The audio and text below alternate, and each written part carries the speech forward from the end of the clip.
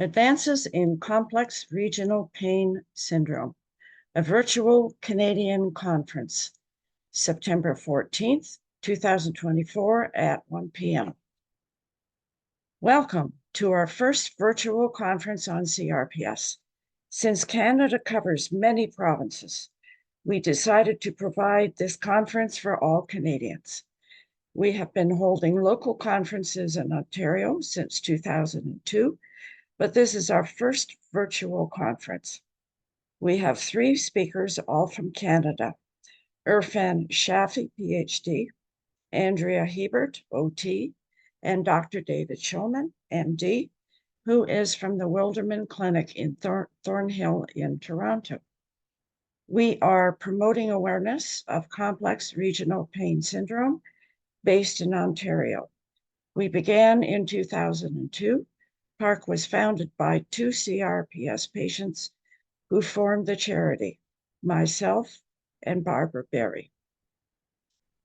So please open the chat window and type in a question if you wish. So why is research so important? It adds so much to the knowledge of CRPS. Much is still known, and that is why there is a huge gap in treatments. It's also an opportunity to help patients understand CRPS, get diagnosed early, and start coping and managing successfully. Ideally, it is favorable to get diagnosed early and start therapy or treatment right away. Finally, after years of dedicated research, the definite cause is discovered to be inflammation, found by Dutch researcher Dr. Krishna Barwani in the Netherlands in 2021. It has unlocked the door to more possible research and treatments. So our first speaker is Erfan Shafiee. Erfan says, I became acquainted with CRPS while working as a hand therapist, where I encountered CRPS cases following hand injuries. I was very curious about its pathology, the reasons it occurs, and how I could best help these patients. During my PhD, recognizing the lack of sufficient information and knowledge about this condition, I decided to develop a rehabilitation decision aid for people with CRPS. I collaborated with Professor Joy McDermott and Tara Packham, both of whom are outstanding physical and occupational therapists experienced in this field. So now here is Erfan's biography. PARC says, Erfan Shafiee received his PhD in CRPS in 2021 from Western University. He sends a presentation with the results of his extensive work on CRPS, and this is to follow. He could not be here. Erfan Shafiee is originally from Iran and became interested in occupational therapy in Tehran. His focus is the hand, pain, and CRPS. He has published over 20 papers on CRPS on his way to reaching his PhD from Western. His most recent papers are Factors Associated with Disability and Pain Intensity in Patients with CRPS, and also Rehabilitation Interventions for CRPS. Thank you, Erfan, for creating and sending your slides. Now we will view the slides and then we will have a break. Good afternoon, everyone. My name is Erfan Shafiee, PhD of Physical Therapy from the University of Western Ontario with the background of occupational therapy. Today I will be presenting on rehabilitation interventions for complex regional pain syndrome, or CRPS, and the importance of shared and informed decision making.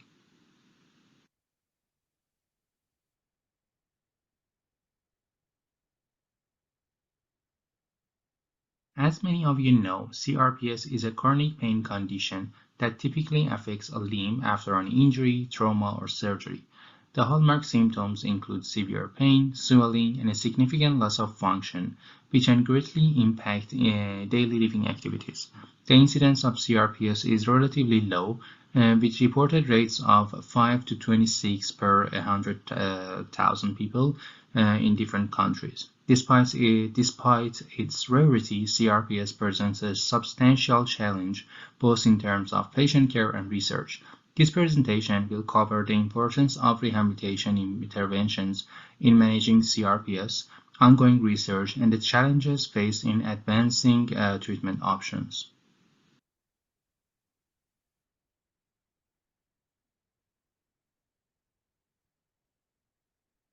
Rehabilitation plays a crucial role in managing CRPS by aiming to reduce pain, improve function, and enhance the overall quality of life for people with CRPS. Given the complexity and variability of symptoms, personalized rehabilitation programs are essential. These programs often include physical therapy, occupational therapy, and psychological support.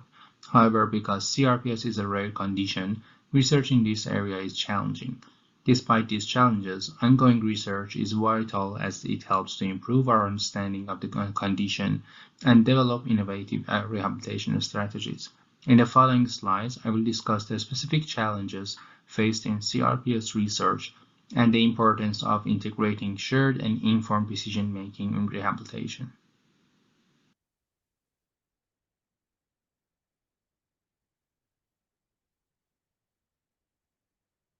CRPS research is particularly challenging due to the condition's rarity, which makes it difficult to gather large participant cohort for the studies. This low prevalence impacts the ability to conduct large-scale, high-quality research.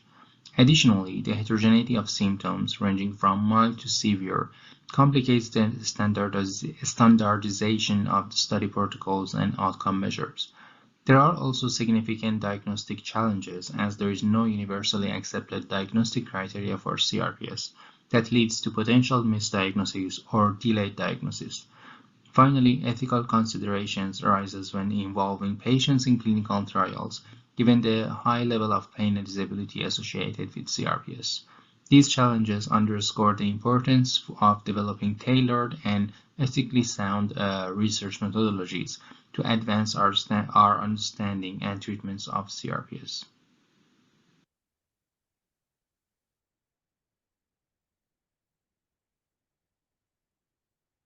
One of the key strategies in managing CRPS effectively is through shared decision-making and informed decision-making. Shared decision-making is a collaborative process where patients and providers work together to make a healthcare decision. This approach considers the best available evidence, the provider's expertise, and most importantly, the patient's values and preferences. The benefits of shared decision-making include enhanced patient knowledge, increased satisfaction, and better treatment adherence, all of which lead to improved health outcomes. Informed decision-making is important to ensure that patients receive clear, comprehensive information about their treatment options, including the risks and benefits. Together, these approaches empower patients to take an active role in their treatment and improve the overall quality of care.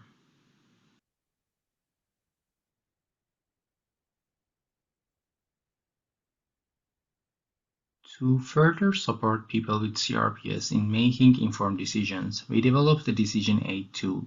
This tool is designed to enhance the treatment decision-making by providing evidence-based information about rehabilitation options.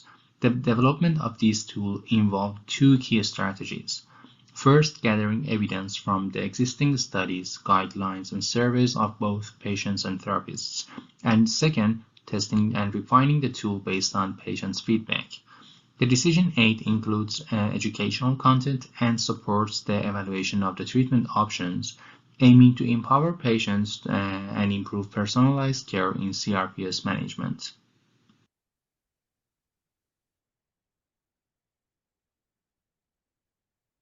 The key features of the tool include clear, evidence-based information, support for shared and informed decision-making, and resources that enhance communication and trust between patients and healthcare providers.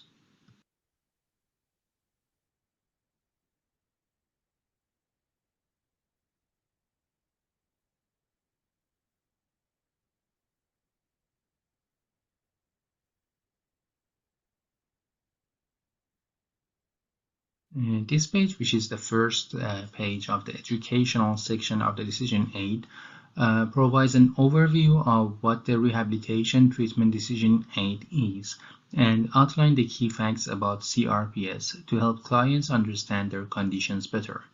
In the key facts, it's emphasized that the exact cause of CRPS is still unknown. CRPS occurs due to a malfunction of the nervous system, and CRPS symptoms include severe pain, strong reactions to touch or temperature changes, difficulties with daily activities, changes in body hair and nails, abnormal sweating patterns, swelling, stiffness, and changes in skin temperature, color, and texture.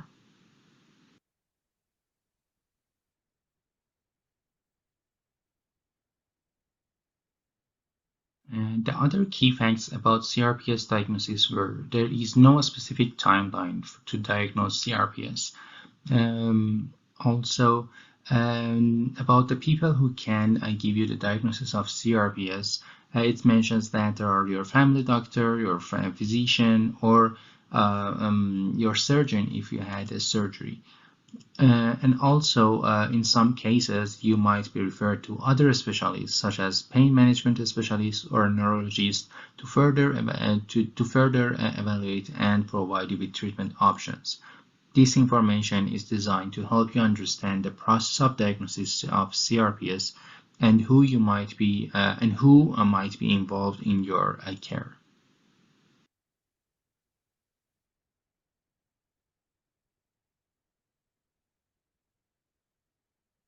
The second page of the decision aid provides an overview of various rehabilitation interventions for managing CRPS. It includes brief description of treatments like mirror therapy, graded motor imagery, stress loading, heat and cold therapy or contrast bath, sensor re-education or desensitization, general functional activities, swelling control, splinting or bracing, biofeedback.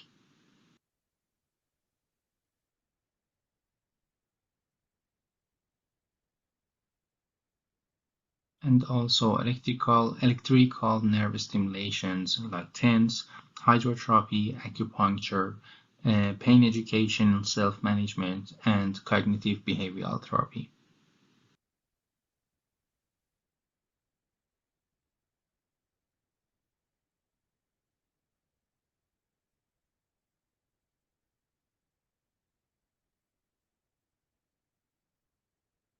The second part of the tool, which is the decision aid section, includes key points to remember for managing CRPS. It mentions that everyone's experience with CRPS is different. What works for one person may not work for another. By working closely with your healthcare team and following their recommendations, find a treatment plan that works for you the most. It also mentions that you should be patient. Rehabilitation interventions for CRPS can take time to be effective, so it's important to be patient and stick to your treatment plan. You should be active. Staying active is essential for managing CRPS. Your therapist works with you to develop an exercise program that is safe and effective for your specific needs. And also, you should be working in a multidisciplinary team. CRPS is a complex condition that often requires a team approach for treatment. Working with several different healthcare professionals, for example, a doctor, plus a physiotherapist, plus a psychologist, can help you to develop the best treatment plan to help your body, your mind, and your emotions. It is worth mentioning that these key points were gathered from the interviews that have been conducted with the patients through the development of this decision aid.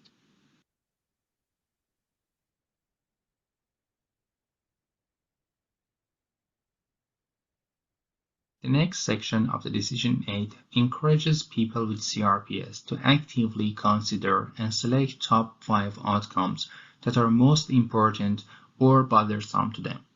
The list includes outcomes such as pain reduction, function improvement, sleep quality, the ability to perform daily activities, fatigue and energy level, participation in social activities, ability or muscle atrophy. This approach helps tailor the treatment plan to address the specific needs and the priorities of each client.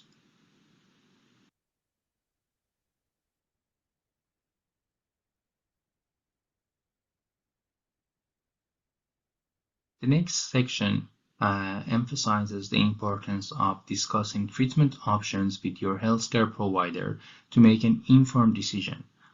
It lists various treatments recommended by experts, published guidelines, and evidence from research studies. The table recognizes treatments based on their potential benefits, such as pain reduction, function improvement, and reduction of other symptoms.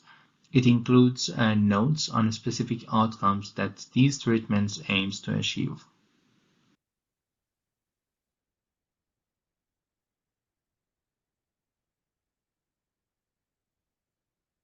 The next few sections of the decision aid discuss different available rehabilitation interventions. They outline the pros and cons of each treatment, like the accessibility and cost effectiveness, or being time consuming. This helps patients understand the main benefits and drawbacks of each option.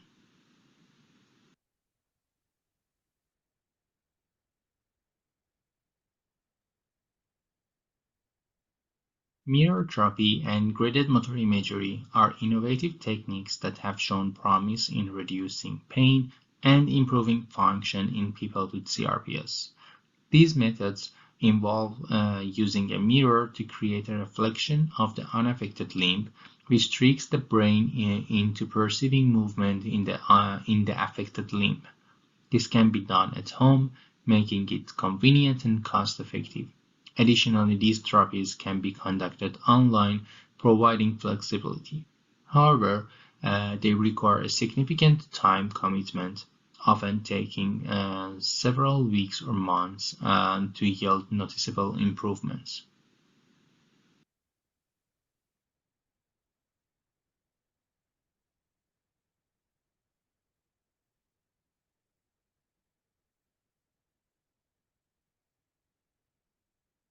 Pain education and self-management programs aim to empower patients by helping them understand the causes of their pain and its impact on their bodies. These programs can enhance mental health, reduce fear of movement, and encourage light activities. They are highly recommended by both therapists and patients and can be accessed online. Despite these benefits, they may not be effective for patients with severe symptoms and require sustained motivation and time to see the results. They are best used in conjunction with other rehabilitation interventions and should be taught by specialists.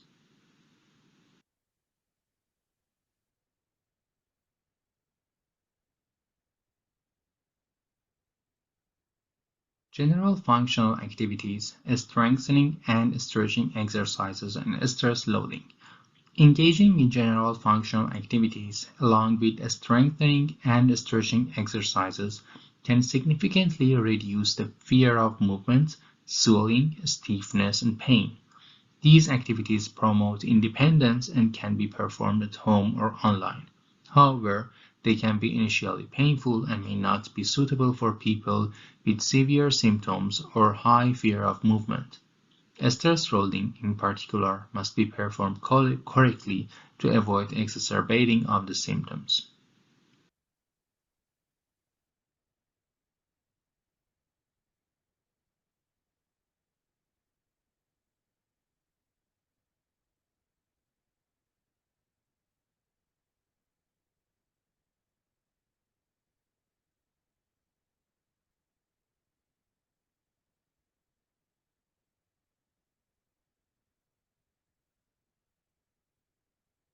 Various modalities such as TENS, hydrotherapy, contrast baths, acupuncture, and splinting are used to provide immediate pain relief. TENS can improve circulation, while hydrotherapy and contrast baths enhance flexibility, function, and mobility. Splints help prevent deformities and contractures. However, these modalities can be painful or for some people require expert administration and have limited research evidence supporting their effectiveness.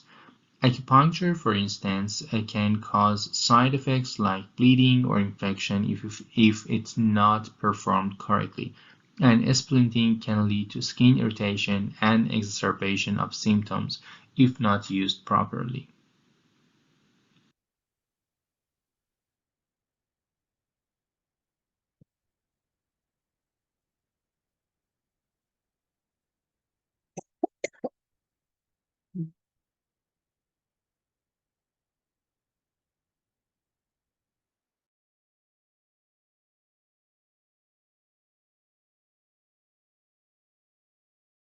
Psychological interventions play a crucial role in managing CRPS by improving awareness of pain and functional limitations, enhancing mental health through relaxation techniques, and teaching coping skills. These interventions, these interventions can boost motivation and adherence to treatment plans. However, they require multiple sessions over an extended period of time and may not be acceptable by all patients due to the stigma associated with mental health issues in some cultures. They must be delivered by specialists and have limited research in CRPS population. Each of these rehabilitation interventions offers unique benefits and challenges, and the combination of these approaches is often necessary to effectively manage CRPS.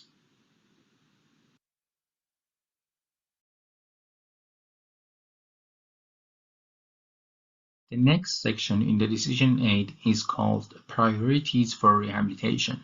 This form is designed to help you reflect on what matters most to you in your rehabilitation journey. It aims to gather your preferences and priorities to ensure that the care you receive aligns with your values and needs. Here is a closer look at what each section means. First, we have receiving online treatment. This option allows you to have your rehabilitation sessions conducted online through video calls or other digital platforms. This can be particularly convenient if you have mobility issues or live far from a clinic. You will rate how important is that for you to have the flexibility of online treatments. Next is receiving in-person treatment, which involves attending rehabilitation sessions in person at a clinic or healthcare facility. This can be beneficial for hands-on treatment and direct support from your healthcare providers. You will indicate how crucial is that for you to have face-to-face interactions. The section on learning ways to live better with pain and symptoms focuses on education and strategies to help you manage your pain and symptoms more effectively. This can significantly improve your quality of life. You will assess how important is that for you to gain knowledge and skills that can help you live better despite your condition. Avoiding invasive treatments like surgery or injections. It refers to your preference to avoid treatments that involve surgery or injections. You will rate how important is that for you to pursue less invasive treatment options, which might be less risky and have fewer side effects. Considering research evidence in the treatment recommendations involves using treatments that are supported by scientific research and evidence. You will indicate how important is that for you that your treatment plan is based on the latest research findings, ensuring that you receive the most effective care. Access to a rehabilitation clinic. refers to your ability to regularly attend a rehabilitation clinic, considering factors like location, transportation, and schedule flexibility. You will rate how crucial is that for you to have easy access to a clinic, which can affect your ability to consistently participate in your rehabilitation program. Avoiding visits to multiple experts involves your preference to avoid seeing multiple specialists for your condition. You will assess how important is that for you to have a streamlined care process where you can receive comprehensive treatment from a single team or provider. Finally, avoiding psychological interventions refers to your preference to avoid psychological treatments such as therapy or counseling. You will rate how important is that for you to focus on physical treatment rather than psychological ones, which might be influenced by personal comfort or cultural views or mental health. By filling out this form, you help your healthcare provider understand your priorities and preferences, ensuring that your rehabilitation plan is tailored to your specific needs and preferences. This patient-centered approach aims to make your rehabilitation journey as effective and comfortable as possible.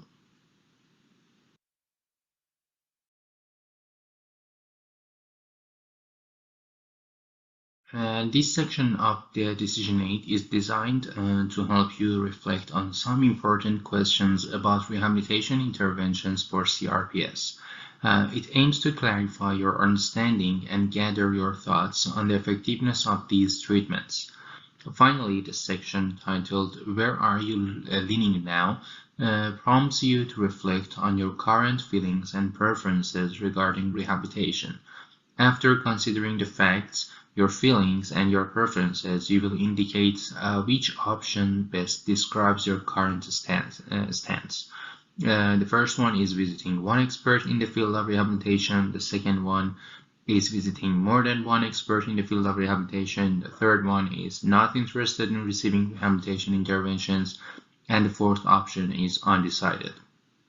This part helps you and your healthcare provider understand your current thoughts and preferences about seeking further expert advice or treatment options. By answering these questions, you provide valuable insight into your beliefs and preferences regarding rehabilitation interventions for CRPS, which can help tailor your treatment plan to better meet your needs.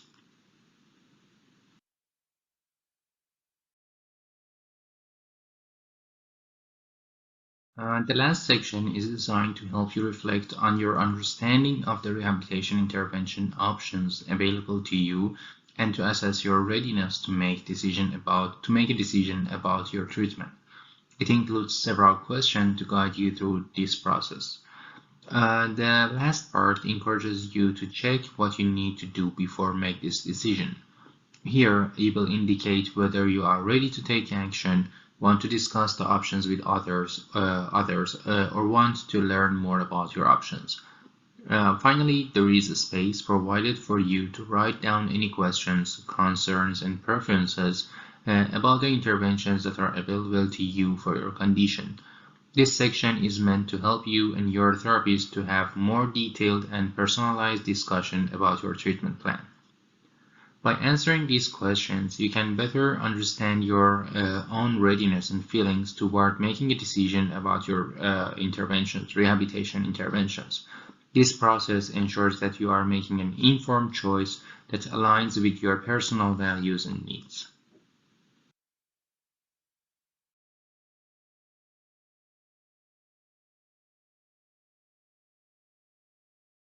Thank you so much for your attention. I just wanted to emphasize that rehabilitation is a cornerstone in the management of CRPS. While the evidence may not be very strong or of high quality, it remains the primary and long-term treatment options based on both patients and therapist experiences. Rehabilitation can be time-consuming, but don't be discouraged. Connect with CRPS communities, learn about available treatments, and actively discuss them with your therapist. CRPS can be a tough journey, but by working closely with your healthcare providers and engaging in informed decision making, we can enhance the quality of care you receive. Thank you so much for your attention and hope you have a great day.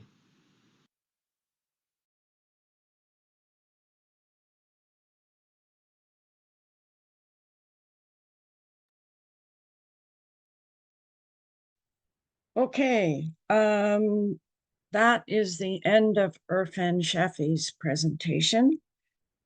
Questions can be sent to the email provided in Erfan's last slide. If we could just go back to that last slide, Jeff. Yeah. So eShafiee@uwo.ca or eShafiee1374 @gmail.com. I will make sure to forward any questions that do come to me. However, questions about rehabilitation should be sent to him. And again, we thank him for creating all of this information for us. Okay, so the next thing we're going to do is we're going to have a break for about 10 minutes. And while you are writing your questions in, hopefully there will be a lot for him to read. And our next speaker in 10 minutes will be Andrea Hebert. Okay, thank you. Okay, we're going to get started again. As I said, our next presenter is Andrea Hebert, OT-CHT MSc. Andrea has been an occupational therapist for over 30 years. For most of her career, she worked as a certified hand therapist at the Hotel du Shaver, a local St. Catharines rehabilitation hospital. Last year, she started her own clinic called Hand Therapy Niagara. Andrea has provided therapy for numerous individuals with upper limb CRPS. She uses various methods to help patients regain function of their hand, arm, and shoulder. She has also studied a variety of modalities, including laser, which she applies to CRPS. Andrea has an occupational therapy degree from the University of Toronto, and in 2022, she completed a research master's degree at McMaster in Hamilton, focusing on the assessment and treatment of nerve pain. Welcome, Andrea. And after this talk, please get ready to type your chat questions in. Okay, thank you for the introduction there, Helen. So I'm going to be talking today about allodynia, which is, I'll explain what it is. And the research that I did when I was at McMaster University, we were trying to figure out how therapists treat and think about allodynia. And also a look ahead and a little bit about the modalities that I use and think we'll be seeing more of over the next little while. As a disclosure, I am an affiliate with the BioFlex Laser Company. Oops, okay. So what is allodynia? So the official definition is pain due to a stimulus that does not normally provoke pain. So that's provided by the International Association for the Study of Pain. And that's a pretty accepted definition. So what it actually means is that someone is experiencing pain from things that aren't painful, like a breeze, a sweater, a piece of material just lightly brushing against the skin, or say just exposure to a mild temperature, that things that wouldn't be painful are actually causing pain. So why is this happening in our bodies? What causes allodynia to happen? Essentially, it's nerves that aren't functioning properly. So there could be trauma directly to the nerve. The nerve could be compressed or have had an actual laceration to it. Or there could be inflammation within or around the nerve. So just even trauma to the tissue, putting pressure from swelling on a nerve. So the nerve is not functioning properly. So injured or irritated nerves start to send too many messages too easily. When nerves are doing that, the spinal cord gets bombarded with pain signals. That actually causes some changes in the spinal cord. So they can actually see, using pretty fancy scanning devices, that the nerves that normally carry touch sensation are actually connecting into pain pathways. So that's how it turns touch into pain. The nerves firing too easily, everything kind of getting overwhelmed in the spinal cord, a bit of kind of overflow and over connections, turning touch signals into pain signals. Then the brain, of course, is receiving all these signals and obviously is going to respond, going to alter how people are moving, how the hand's perceived, or how they feel. So when a diagnosis of CRPS is being considered, allodynia is one of the things that the doctor would be looking for. So you can see in the category number 1 there, sensory category, allodynia, which is pain on light touch, or to temperature, or to deep pressure, or even to joint movement, would be considered positive and one of the things that might be contributing to the diagnosis of CRPS. People can have allodynia and not have CRPS, and people can have CRPS and not have allodynia, but it does often go with the condition. So the research that I did when I was at McMaster University, I worked with Tara Packham, who's a PhD researcher there. She was my supervisor. You may know her name. She's done a lot of CRPS research. Also, Joy McDermott and Jocelyn Harris were on my supervisory team. So what we did, we wanted to know, okay, well, how do therapists treat this painful condition? Because it really does interfere a lot with people's lives. It's very distressing. It's hard to do exercise when you can't touch your hand because it hurts so much. So we did what was called an online Delphi survey.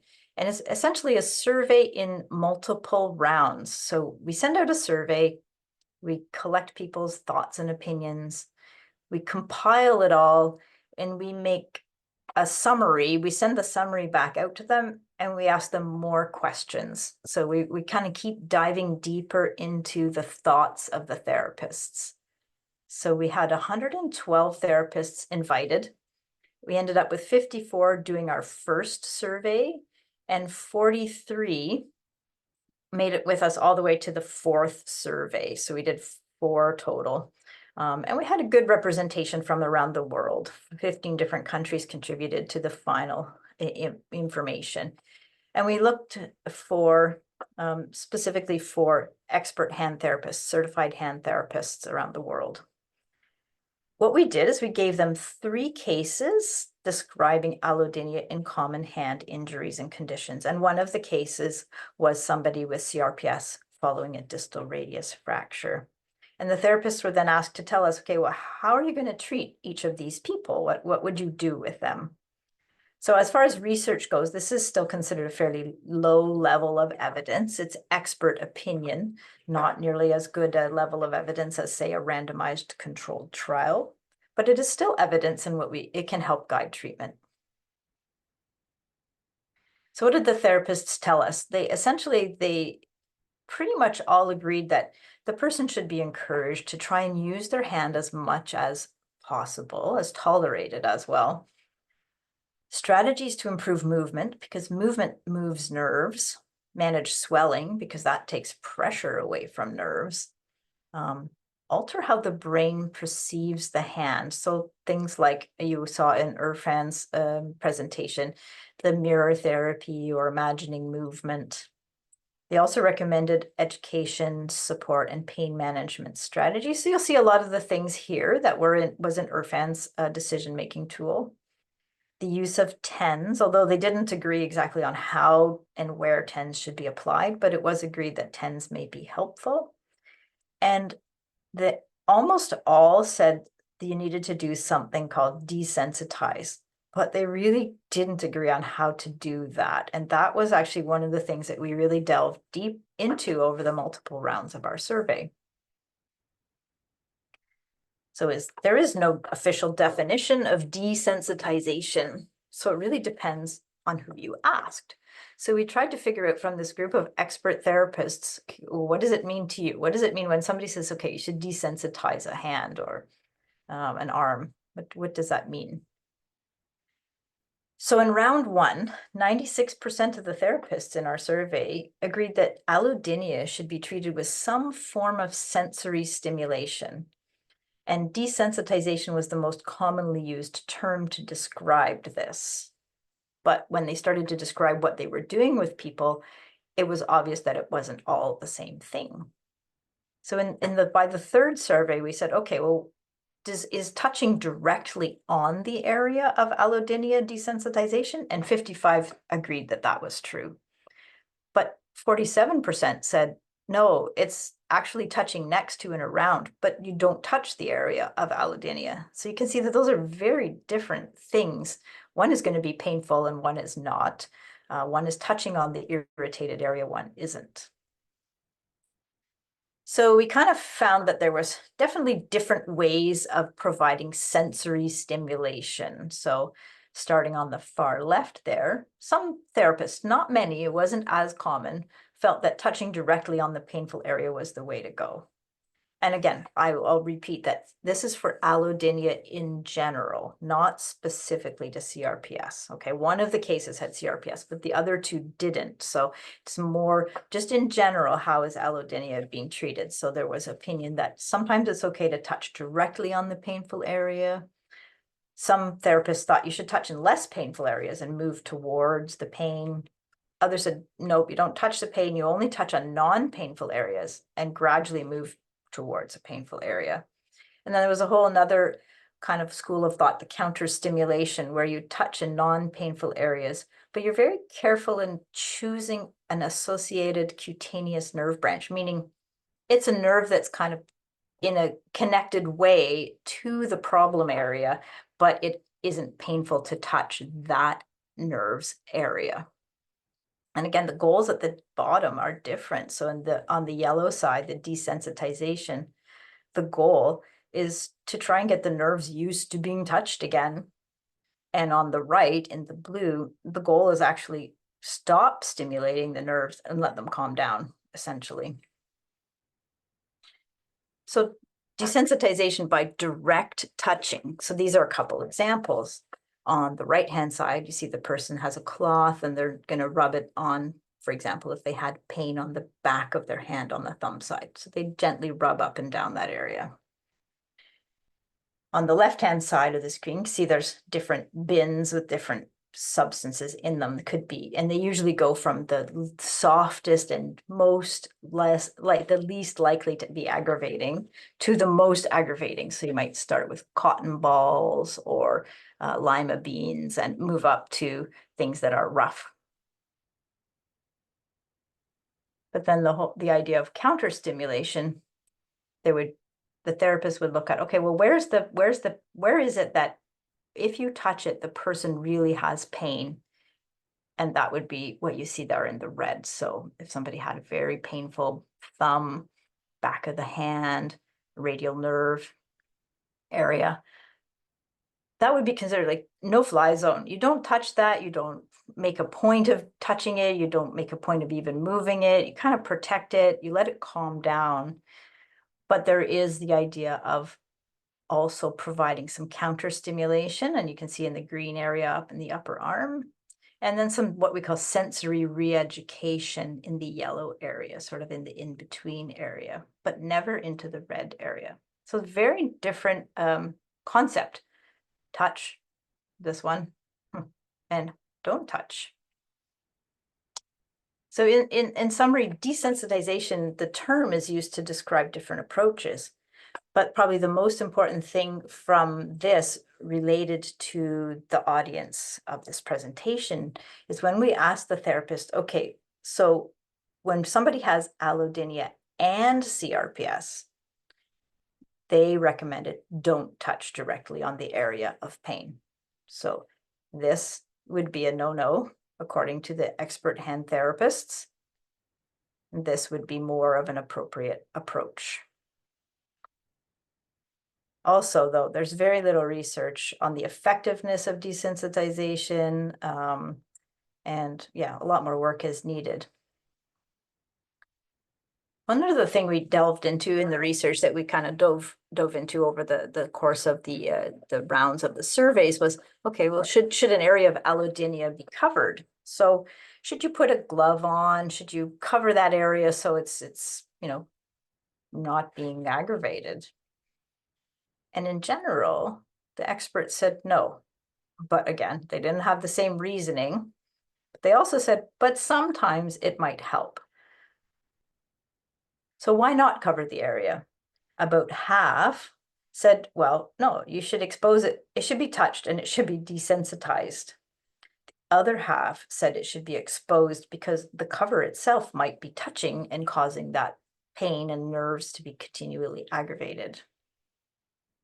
And about 3/4 said wearing the cover actually might contribute to undesirable changes in how the brain is processing the hand. So your brain collects information from your whole body, and it's always trying to make a picture of what's going on. And if you put a glove or a splint or something that's, blocking sensory input, it's going to change the picture your brain gets of your hand. So generally, the therapist didn't think covering was a good idea, but again, for a bunch of different reasons. But of course, there's always exceptions to rules. So more than 75% said, okay, in some circumstances, maybe it is okay. If the person functions a lot better because their hand is covered, then you could do that, right? So if somebody could get through their daily activities, getting dressed and getting their breakfast because they have a glove on their hand and they're not having as many pain signals, then that's actually well worth covering, because now you're moving the hand, you're using it functionally, your brain's getting a better picture of what your hand can do. But then you would just gradually try and reduce that glove. So again, for specific tasks, it would be okay. Or if it was needed for other medical concerns, like if you need a glove to reduce swelling, or you need something for contractures, tight joints, some splinting, it may be okay to cover the area of allodynia. But of course, at the bottom, it's saying, put it on as in a way that is the least aggravating.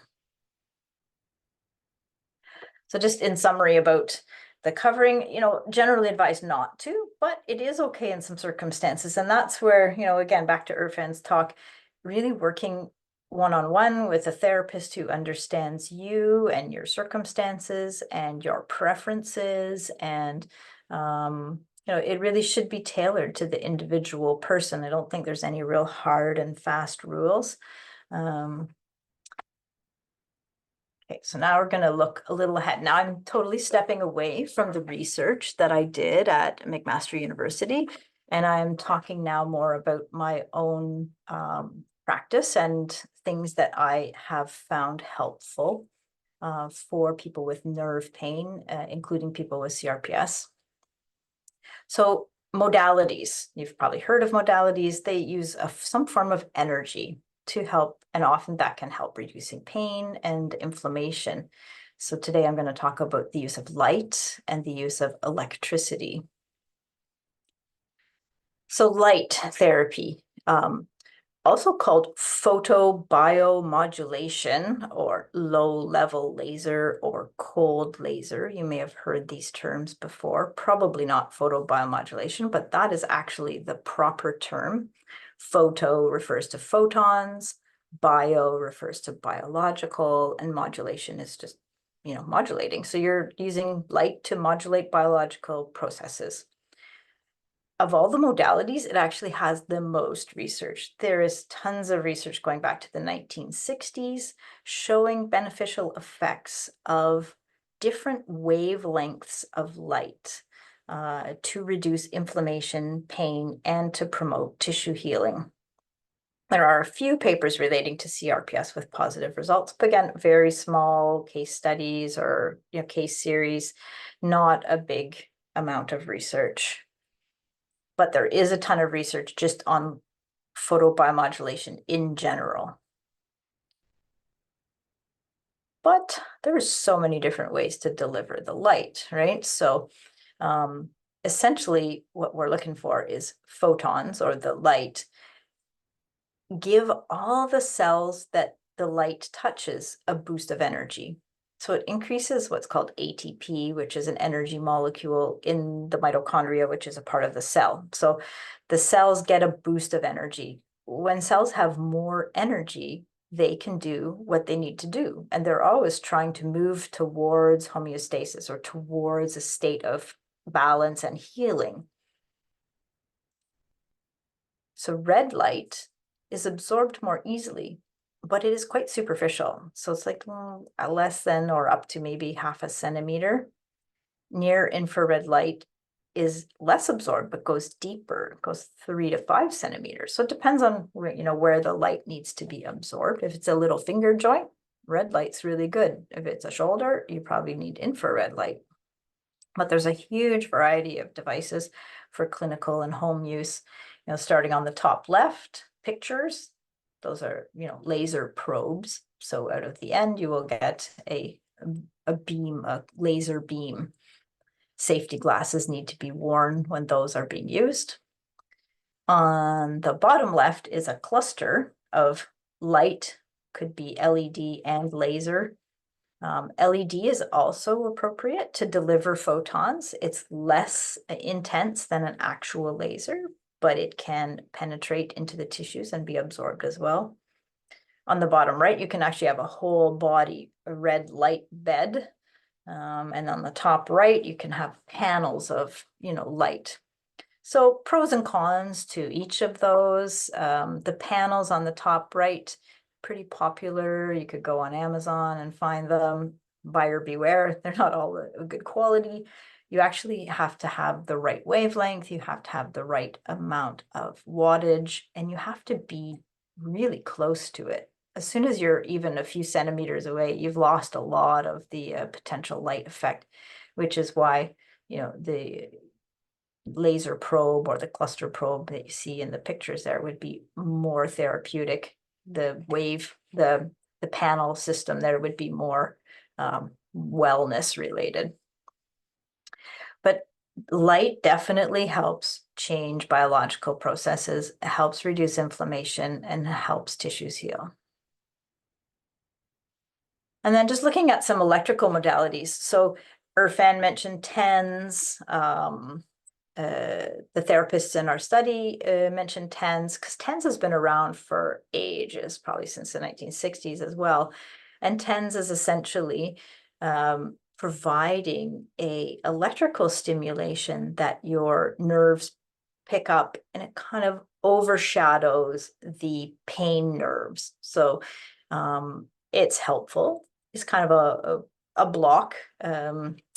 Closes the gate, we say, on the pain nerves. But when the TENS comes off, then it hasn't really changed the pain nerves and what they're doing. So while it can be a helpful strategy, I don't really use it. I prefer electrical modalities that are going to be have a more of a long-lasting kind of healing effect on the nerves and the tissues.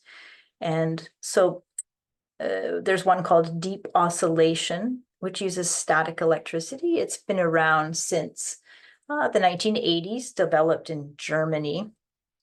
And it's a microcurrent, and it's very comfortable. It feels like a very fine vibration. And it's delivered either with the therapist's hands or a sound head. So the picture on the top right is the deep oscillation unit. So it helps move fluid, and it helps calm nerves down. Another electrical modality that's kind of new-ish. It's been around for about 15 years. It was developed in South Africa. It's called a stim pod. It uses a combination of that TENS wave that I was mentioning earlier, but adds in pulsed radio frequency. So you may have heard of radio frequency ablation. This is very different. It's also radio frequency, but it's pulsed, so it doesn't get hot. But it has a healing effect on nerves, whereas radio frequency ablation is a surgical technique that is used to intentionally damage nerves. Obviously, this is completely different. It's much lower and it's pulsed, doesn't make heat, but they found that pulsed radio frequency, when it's delivered on a TENS wave, helps nerves heal. And there's some research showing improved nerve function, again, more for more common conditions, say such as peripheral neuropathy from diabetes. No, large-scale CRPS research on any of these things. So the first two here have been reviewed and have had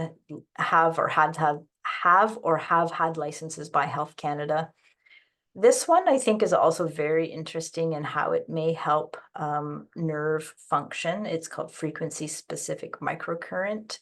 It's been around for about 25, 30 years, available in the States and Europe, more commonly used there. There's conferences, even microcurrent conferences, how to use microcurrent for pain and other conditions. There is some good research showing it reducing inflammation in the spinal cord. This one hasn't been reviewed by Health Canada, but I'm hoping that in the near future, we'll see that microcurrent will be brought more into use. Again, unfortunately, not a lot of research specific to CRPS, but there is research showing reduced pain and inflammation, which obviously is major contributing factors to the pain that people with CRPS are having. So if you want some more information, if you're having trouble sleeping one night, you can look at my thesis. It's very long. It's on allodynia of the hand, but it does go through a lot of the background mechanisms and, of course, how we did our surveys and what we had people telling us. If you want some information on photobiomodulation and laser therapy, those are two websites that have some pretty good webinars explaining how light therapy works. And then the three electrical modalities that I mentioned, those are good websites for getting some more information on them. And I didn't actually put my email on here, but I'll give it to you. It's Andrea@handtherapyniagara.ca. And that is the end of my presentation. And I think Sharon is going to be collecting questions. So I'm going to stop sharing my screen here. Thank you, Andrea. Okay, so first of all, I have a question from Dr. Shulman. He asks whether splinting would perhaps worsen joint contractures. Well, yes, depending on how the splint is provided. Sometimes we can use splinting for resting an area. Sometimes we can use splinting to actually help increase motion and reduce contractures, but I think splinting needs to be applied and monitored very carefully, especially with somebody with CRPS, because if somebody gets a splint and puts it on and is using it too much, it can actually make their hand more stiff in ways that you don't want it to be. So it depends on the purpose and how it's applied. But yes, of course, it has the potential to cause more problems. Thank you. I had myself a couple of questions on your initial discussion about desensitization. So one question I had is, because there's such a diverse view on how to approach it, I was wondering what the common approach is in educational facilities. What are students learning about how to do this? Are you if you go to someone who doesn't specialize in this area, are they almost uniformly going to give you a particular way of doing desensitization therapy, or do schools or educational facilities teach different modalities as well? Yeah, I think it depends on the school. It depends on how up to date the professors are. Unfortunately, I think the original thinking on desensitization is pervasive still and just kind of broadly applied. So if somebody has allodynia, you're going to start having them put their hand in sand and all that kind of stuff. But really, probably in the last 10, 15 years, there's been a lot more research and information more from Europe, just with the different approach, that counter-stimulation approach. So again, it depends on where you go. Definitely like the rehabilitation of the hand textbook, which, you know, Tara Packham was the author of the chapter on CRPS, is going to give you a very balanced view and going to say work within the person's tolerance, and we shouldn't be aggravating pain. But unfortunately, not all therapists are up to date or have that, you know, set that thinking. Okay, so that's good information for patients to be able to discuss with their therapists about other options if they have an approach that may not be working or may be very painful to them. Yeah, if it's very painful, stop and talk to your therapist, because we really shouldn't be aggravating pain. I mean, it's not going to be comfortable to be doing some things, obviously, but we shouldn't be leaving people with more pain or giving them things that are very aggravating to the nerves. They're already aggravated. Right. That's my opinion, and it was definitely strongly echoed by many of the therapists in the research that I did. Some of them wouldn't even answer the question, saying, you know, it's just not appropriate to desensitize. That's not an appropriate technique. So, yeah. Okay, so further to that, I was struck by one of the lines in one of your slides that there wasn't much research on the effectiveness of desensitization. So I have two questions. One is, what research are you aware of? And have you seen anecdotally any results? Because, you know, it was very interesting to hear of the different approaches, but, you know, I want to know, what are the results? Okay. Are there any studies being planned or in process? Okay, so there's a lot of things you just said there. So I'm going to start with the first one was, okay, is there anything being planned? Watch Tara Packham. She's going to be doing some research. What has been done so far? There was a systematic review. Again, Tara had her hand in that. If she wasn't the primary author, and it was published probably about 4 or 5 years ago, of desensitization approaches. I think there was about 11 papers going back, like way back into like the 1970s, 70s or 80s. There's only been about 11 papers done on desensitization. And again, not all specific to CRPS, often not, right? Just in general. And generally considered of low to very low quality with a high risk of bias. So really hard to draw any conclusions. So the state of the research is very poor, despite the fact that it's a very commonly recommended treatment. But in my personal experience, it does work for some people, but only for some. If it's more of what we would call a dysesthesia, which means it's uncomfortable, it's like a little bit irritating, it's just a bit annoying to touch the area. That's very different from allodynia, which is like the big burning pain, right? You just can't even have a breeze touching. There's a very big difference in the levels of responsiveness in the nerves and the nervous system. So I think for some people with that more that dysesthesia level, where it's kind of just annoying, yeah, digging their hand through the sand and, you know, rubbing it with different textures can actually, I've seen it be very helpful for some people, but not when it's moving into more allodynia. Okay, I have one last question here from an attendee who mentions that they recall reading of grounding, getting special blankets that plug in or RF blocking cloths to put under fitted sheets to help people dealing with pain. And the examples that this person had seen, that they were helpful possibly with phantom limb pain or peripheral neuropathy, and was wondering if they might be helpful for CRPS. Gosh, I don't know. I'm sorry. I wish I did.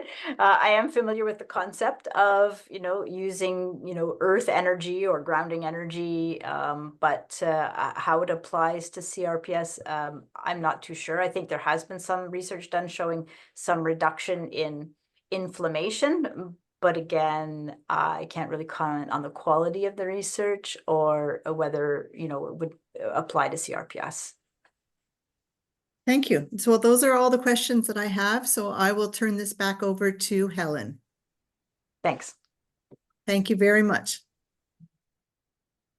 Thank you, Sharon. Thank you, Andrea. That was very, very interesting. Thank you for mentioning some of the things that are in the future. There is a lot of hope. There are a lot of new devices like these coming out, and PARC monitors all of these. So you may find some information in the next newsletter. We try to help update the patients through the newsletter on things that may be coming up, such as, for example, we're looking at the StimPod website to see what's happening with that. And there is a conference in Miami on StimPod, February 2nd and 3rd, I believe. So I'm always the one that looks at new things and pursues any information. So that would probably be in the next newsletter. So what is next, last but not least, is Dr. Shulman. I asked him to write a paragraph. And so here's this paragraph. I became interested in CRPS as a pain consultant since it is a disease causing severe pain and other consequences for those affected. The suffering caused by this enigmatic affliction spurs me to be involved to try to understand it. The active research on this rare illness by so many respected groups is fascinating and may give us new treatment approaches. So Dr. Shulman has a BSc, MD, CFCP, FCFP, DCAPM. He has a lot of degrees. He's a pain management consultant, and he works at the Wilderman Medical Clinic, and that's on Yonge Street. And he's also at Oak Valley Health, which I believe is also in Toronto. And Dr. Shulman understands only too well the struggle patients can have in dealing with CRPS. He has been a supporter of PARC nearly since the beginning. Dr. Shulman's special interest is cycling. So please type your questions into the chat window, and the questions will be read again by Sharon Shore. And I give you Dr. Shulman. Thank you, Helen, very much. Let's put my slides up. Okay, so I'm Dr. David Shulman, and I would like to state from the onset that I have no financial interest in anything that I talk about. So that's my disclosure. So I'd like to talk about what's new and what's true. And basically, in CRPS, although I may include other illnesses that also involve neuropathic pain, that I have a spoiler alert, there's no cure. And it's very sad, but we hopefully we'll see something on top. So we're going to pause at the end of this for questions. And so I won't be answering questions during the presentation, just write them down, send them to Sharon.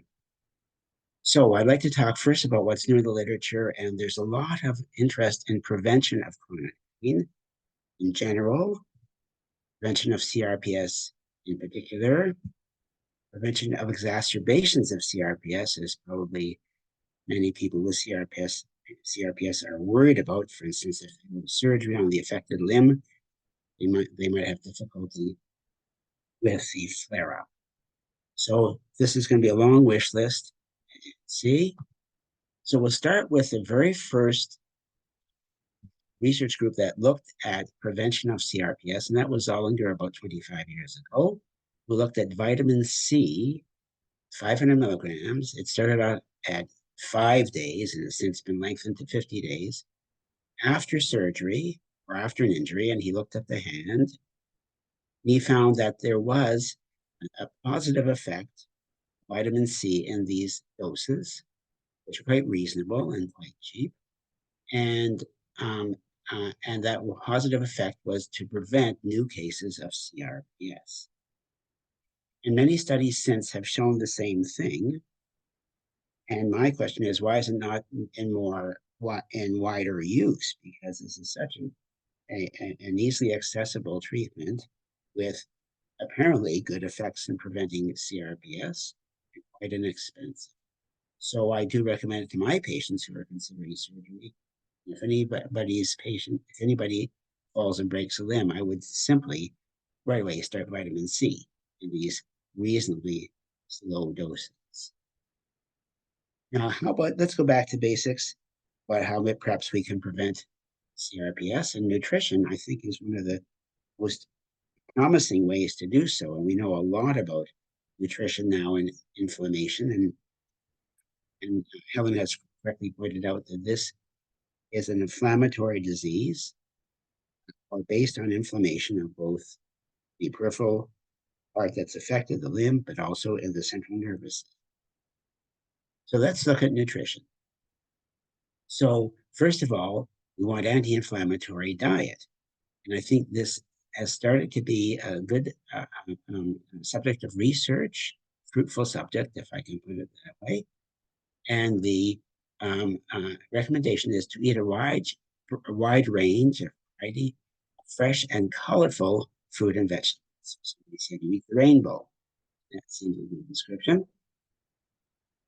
Now, my question is, maybe it's the vitamin C in fruits and vegetables that are serving to help reduce the incidence of CRPS, but I don't know how to prove that. The fruit and vegetables do have another compound, which is polyphenol, and they can also have antioxidant, anti-inflammatory properties. Now, the other wide range of substances are those that have omega-3. So let's look at omega-3, which is a type of fat. So don't neglect fats in your diet, but perhaps they should be the right fats. And omega-3 fats and olive oil are anti-inflammatory. They enhance the immune system as far as the research is looking. So these could be from the fish, and it should be an oily fish, and then most of it, the omega, is actually in the skin. So it'd be salmon, sardines, and mackerel. Those are the oily fishes. Now, if you want to supplement, you don't perhaps like fish, you can supplement with 3,000 milligrams of omega-3 daily. And one study showed that over a 3-month period, patients with rheumatoid arthritis did have some relief from this amount of omega. The other omega is in sunflower seeds and in walnuts, but most nuts have some omega, and it's better to have a dietary source of omega than it is to have a supplement, but it depends on your diet and your preferences and your book. Now, the newer diets that are coming out, I guess they're really fad diets you might read about, or people might say they're on them, are low carb and ketogenic diets. Let me just say one word about ketogenic. Ketones are substances that are in the blood if the body is metabolizing fat. So if you don't give the body enough carbohydrates, sugars, then the body has no choice but to metabolize. And one of the byproducts of this metabolism are ketones. So these diets are called ketogenic because they encourage ketones. Now, ketones are not very pleasant in the body. You might find if you try these diets, you don't feel very well. And it takes probably a good week or two to actually make the switch over from a diet that promotes carbohydrate metabolism to a diet that promotes fat metabolism, where ketones are produced. So people who do these diets, they tell me they don't feel well and they can't perform. And I think if you really want one of these diets, you should take a week off work. So the other problem with them is that they don't reduce chronic pain. There's no studies that show, but I will point out that studies of diet are exceedingly difficult to do. They're usually done with questionnaires, and people aren't always honest or don't always remember what they ate, and questionnaires are not a very reliable source of information. In any case, at the moment, nobody has shown that it is, and could increase risks of these diseases. So I do not recommend low-carb ketogenic diets. Maybe you can find another doctor who does. I would say no. The other new diet is intermittent fasting, and that can be fasting for a day a week, or just fasting for 8 hours a day or 16 hours a day, and then eating the other 8 hours a day, let's say. But again, this may work through a ketogenic mechanism. In other words, if you fast, you're going to use up your carbohydrate stores pretty quickly. So the fat stores are starting to be used for energy, producing ketones. So really much probably about the same as the previous diet. And again, there's not very much in the literature, but there is one study I found for inflammatory arthritis for intermittent fasting. So if you're very interested, you could think of it. My question is, maybe it's the weight loss of fasting intermittently that's actually producing the reduction in pain, because we know that weight loss does help reduce pain from substances that are in body fat. So that could be the explanation. Now, let's look at other aspects of our nutrition. And here's a lady enjoying the sun, as we all should. So vitamin D, it's an antioxidant, and the deficiency in vitamin D is associated with muscle fatigue. So maybe if people are not feeling the healthiest that they could, and feeling that they're just dragging in the day, maybe it's from a loss of vitamin D because we don't get enough sun. There's very little supplementation of vitamin D in milk and in bread. And so my recommendation to everybody is to use vitamin D supplements. Inexpensive. You can take them any time of the day. You can take them all at once. You can take them twice a day, 3 times. They don't interact with any other medicine you're taking. The old recommendations were between 1,000 and 2,000 units. And I've been telling my patients for some years, 2,000 is probably better. But I think the new recommendations from Health Canada now are only 800 units are necessary for an adult. So I continue to say, well, just take 1,000 milligram tablets a day because it is, 1,000 unit tablets once a day, because it is very inexpensive, and the Costco sells the bottle for just a few pennies, and they come in 1,000 unit. That's my recommendation. D. What are other substances that you might supplement? Well, vitamin B12 is also involved in preventing neurological processes that lead to pain. A person who's vitamin D deficient can actually have very severe pain, and even to the point of neurological illnesses such as seizures and inability to function. But fortunately, in Canada, our diets are pretty good with vitamin B12.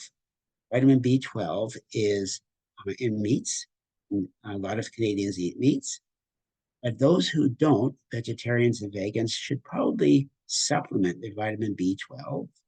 Again, it's easy to take. There's a sublingual tablet. There's a tablet you can swallow. If you don't have any meat at all, you might want to take it once a day. If you have other problems such as stomach problems, may also be deficient in vitamin B12. The B12 needs a substance from the stomach that will help it to be absorbed in the body. So those who have long-term use of antacids might not have that substance. So I would say people who are on Antaloc and Tecta, those sort of things, they probably should supplement their B12. Those who've had stomach surgery, for instance, stomach reduction surgery for obesity or for illnesses of the stomach, they should have vitamin B12 as a supplement daily. Now, the B12 does not need to be given by injection.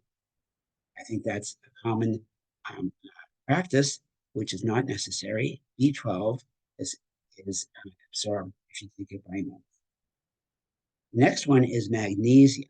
Now, magnesium deficiency is associated with muscle spasm and inflammation and pain.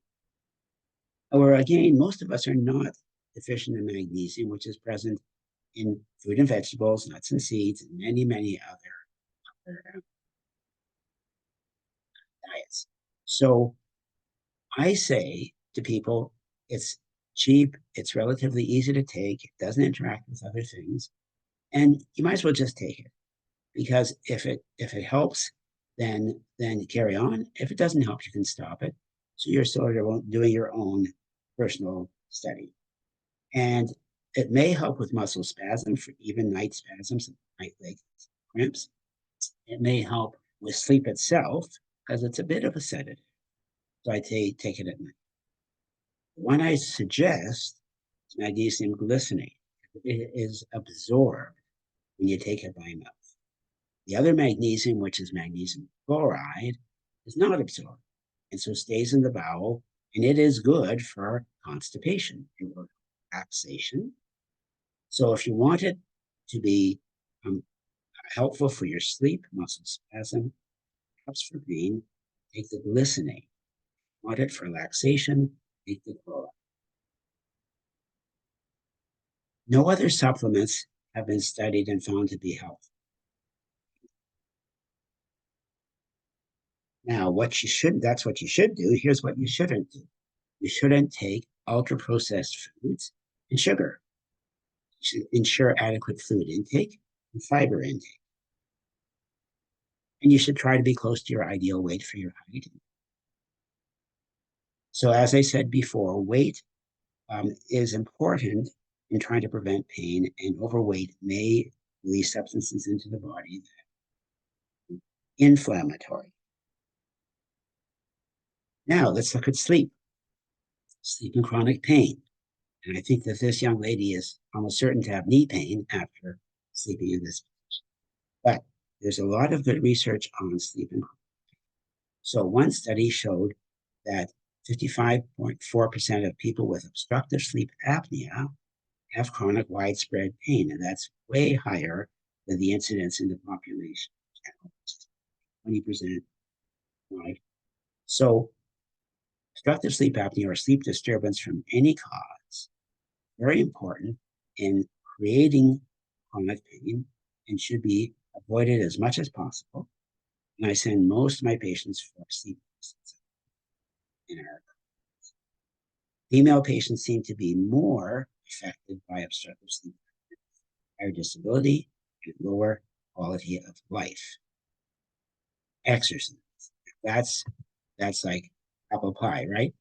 Physical activity and exercise are very important for a wide variety of conditions that we suffer from, and can prevent problems and simply improve the quality of. Now let's look at more focused studies on preventing CRPS in particular. If somebody has CRPS on the arm and needs an operation, there's now a movement to switch them to something called Wallant. Now, Wallant is the type of anesthetic given for certain surgeries of the hand, for instance, trigger finger, or other surgeries that are not too intense or painful. So Wallant is wide awake, local anesthetic, no tourniquet. And there's a good study that shows that with trigger finger surgery using Wallant, there are no new cases of CRPS, as opposed to trigger finger surgery with other methods of anesthesia, such as local anesthetic with a tourniquet injected into the whole arm. That's tends to be one of the worst anesthetics to do surgery, with an incidence of new CRPS of 4%. So I think if you're thinking about finger surgery or hand surgery, then speak to the doctor speak to your plastic surgeon about having Wallant as your anesthetic. Now, other methods are preventing chronic pain from occurring after surgery, but this is now not CRPS. Any chronic. Lidocaine infusion during the surgery, or slightly before, a little bit after the surgery, can prevent persisting severe chronic pain. Ketamine infusion. Ketamine is the anesthetic for the surgery that could well prevent, and it could prevent if even given just postoperatively as a low-dose ketamine infusion for pain. These are known to be helpful in preventing postoperative surgical pain. The other one that we found about 20 years ago was epidural anesthetics, like this woman receiving an epidural. If that's given up to 3 days before thoracotomy or mastectomy, and that freezes the nerves that will be injured during this. So that has cut down postoperative pain dramatically. So I think this is now in use. With thoracotomy, we almost always put an epidural. Now, what about treatment? So that was all prevention. Now we'll go to treatment. The first thing I want to point out is, as the other speakers have pointed out, is that these treatments do not have high level evidence for effectiveness. They're all moderate or even mild level of evidence. So I won't talk about too many of these, but they include ketamine infusions, bisphosphonates, calcitonin, GMI, mentioned by Erfan, mirror mentioned by Erfan, physical and occupational therapy, mentioned by and calcitonin in particular has really fallen out. I think Health Canada is advising instead allergies and a very weak connection with increased incidence. I don't think I would accept calcitonin at this point. But all these therapies really have low to moderate quality of evidence, although we use them because people say they feel better afterwards, and we'll accept that in the absence of any reason not to use them. So, but just remember that all these do not have good studies to support. So we're looking at electroanalgesia, which is strange. I didn't set this up with Andrea, and we're both ending up with the same conclusions.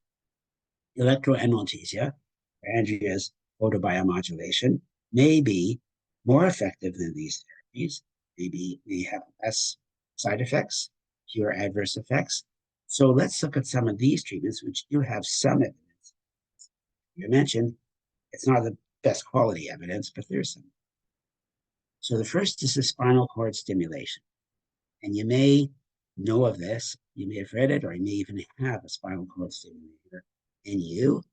This is when an electrode is placed on the spinal cord itself.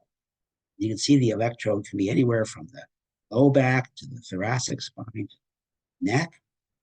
Depends where the pain source is. And the electrode is connected to a generator, which is implanted under the skin, as you can see left, and the generator generates a pulse. It's a very weak pulse, but it's enough to stimulate the spinal cord and give a sensation to the patient of vibration.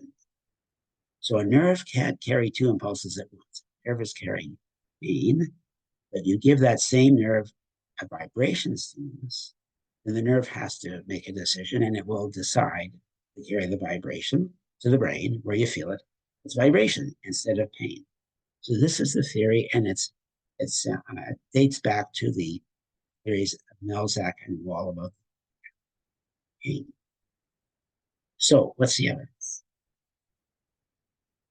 So here's a recent study where 35 patients with CRPS and spinal cord stimulator implanted. 70% continued to use their spinal cord stimulator device after 8 years, but 30% had their stimulator leads removed. Could be for a number of reasons. Maybe they didn't work. Sometimes they work at the beginning and stop working. Sometimes there's a complication of surgery, such as infection, and the stimulator has to be removed. So those are the figures. What's disappointing about this study is that patients who even benefited from the stimulator were not able to reduce their pain medications. And so the benefit may be it gives comfort. It gives them some ability to rest from the pain when the stimulator is on. It helps them sleep, but it's not really improving their lifestyle or their pain medication. So a new technique has come along in the last few years called DRG stimulation. So DRG is dorsal ganglion. So you can see it. The nerve that comes from the periphery, such as a nerve coming from the arm, will enter the spinal cord, and there's a little swelling just before it enters the spinal cord called the DRG. And that nerve itself can be stimulated without having to stimulate the whole spinal cord, as in SCS. So you can see right away the advantage. We can do either one side or both sides. And since CRP is very often a one-sided illness, we can just choose the one side of the CRP, of the CRPS. Excuse me, CRPS is a one-sided illness. So we can choose one side of the nerve that's going into the spinal cord and stimulate the DRG.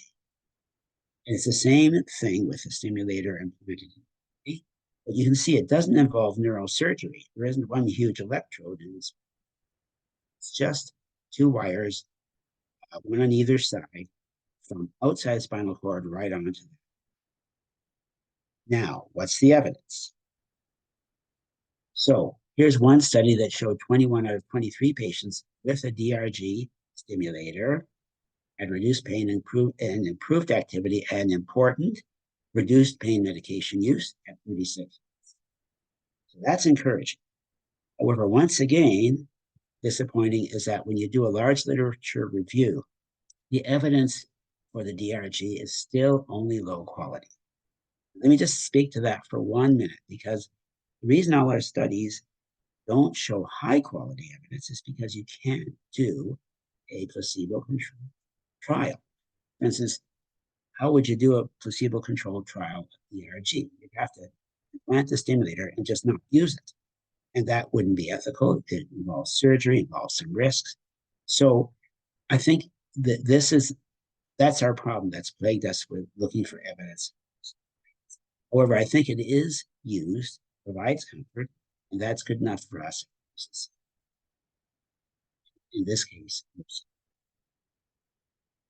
So the other one that has new evidence, but is not a new treatment, is scrambler therapy. Now, this is dating back for 25 years. It was developed in Italy, and it's similar to TENS. You can see the patient with it on. It's just these pads on the feet and hands. It doesn't involve any surgery. You just connect it to a computer, which has various modalities, various algorithms to tell which area should be stimulated. And it doesn't hurt. It's just slightly, you feel a slight sensation. And it is said to reprogram the nervous system. Now, I didn't actually believe that at first when this came out. It was approved by the FDA in the States in 2009. I'd never sent people for it because it hasn't been approved by Health Canada. But then Helen did some research and found out that the reason it hasn't been approved is because the manufacturer didn't request that it become approved in Canada. So, I mean, if he had requested, Canada would review the information, but they haven't done so. This means that patients have to go to the United States, it's the closest area, and it's a lot of money, a lot of problems, dislocation for weeks, finding a place to stay, paying for the trip, paying for the things. So I've not really been offering it to anybody until I read a recent journal article. And this article is from the New England Medical Journal, which is a very prestigious journal. So what is written has been peer-reviewed very, very well. And scrambler therapy was good for 80 to 90% of people who used it. And this is for neuropathic pain. It's not just for CRPS, it's anybody who has neuropathy. However, 10 to 20% of people did not have any response. These people may have paid tens of thousands of dollars to go to the United States, come back empty-handed. But this article is quite interesting and unexpected to come from such a prestigious journal. So I'm looking into it. This article also looked at 10, and they found 10s did not have evidence. So that basically is my presentation. You've heard from Andrea about laser therapy, which is the other. Yeah. And so you can decide yourself which of these you want to look into and you try. And I'm sure I would be helpful if you needed a referral to somewhere where these can be obtained, and Andrea would certainly do. And this would be in addition to what you're already trying, which is probably medications and occupational. So I'm willing to take questions. Thank you very much, Dr. for a very comprehensive presentation. I have a couple of questions. One is the scrambler therapy that you talked about at the end of your presentation or your discussion that's not approved in Canada. Are you aware of whether there are any plans for a Canadian application for Canadian approval? No, I'm not aware, and I think it could come from Canadians. We could petition the manufacturer, and if there were enough petitions to them, they may say, oh, well, we'll probably try Canada. Because it's been in the United States now for 15 years, and we haven't heard of any problems with it. I'm sure the manufacturer is interested in spreading the word. So it may have to come from us. Maybe PARC can send them a letter saying, what about Canada?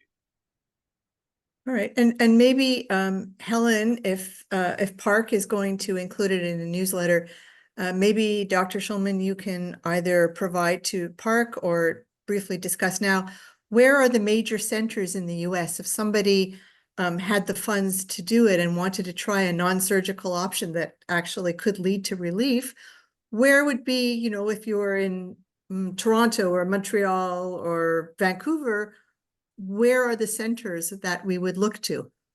Right. I don't know.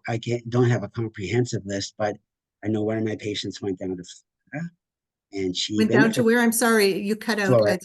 Florida. Florida, yeah, and she benefited from this, and is actually quite an advocate for it. May I ask, do you know where in Florida? I live in Florida, actually. Nice. I don't know. Okay. All right. I had another question. You talked about all the nutritional vitamins and different supplements that might be advisable. And one question was, turmeric and curcumin is often said to be very helpful for arthritis. And I was wondering if there might be any benefit for chronic pain. I don't know. I didn't look into it, to be honest. But I know that Sanjay Gupta, who is the medical consultant for CNN, he's an advocate for turmeric. It's a spice that I guess his family uses, and he's okay, and it helps him. But I didn't look up the research on it. And I think it's a good idea to look it up. I probably will do so. But I don't have that. Okay, and I just had Andrea just sent in a comment to me that the cost to have a modality reviewed by Health Canada is very expensive, and that's often a barrier to new techniques being offered. So it may, even though it's been out for so many years in the US, it may never come to Canada, which is really a shame. Yeah, I think we should be able to try a wide range of things and decide for ourselves. So that would be a shame if it never. Right. Thank you very much, Dr. Shulman. I'll turn this back over to Helen. Thank you, Sharon. Regarding Florida, there is a center in Tampa run by Dr. Kirkpatrick, and he does take CRPS patients. I can send you the information later from my files. And there are some Canadians that do go down there. The other thing is I just wanted to say a couple of things and then we can conclude. I wanted to thank all of you for participating, and we hope that CRPS has become much clearer in everyone's mind. CRPS can be confusing, puzzling, and often mystifying, but recently has come into clearer focus through excellent research, which has pinpointed a definite cause: inflammation. It is because of many patients that we have been able to spread the word on CRPS and make the medical community aware of the utmost importance of early diagnosis and treatment. And many thanks to Dr. Shulman and Andrea Hebert and Sharon Shore for helping us out with our conference. And that's it. Thank you very much.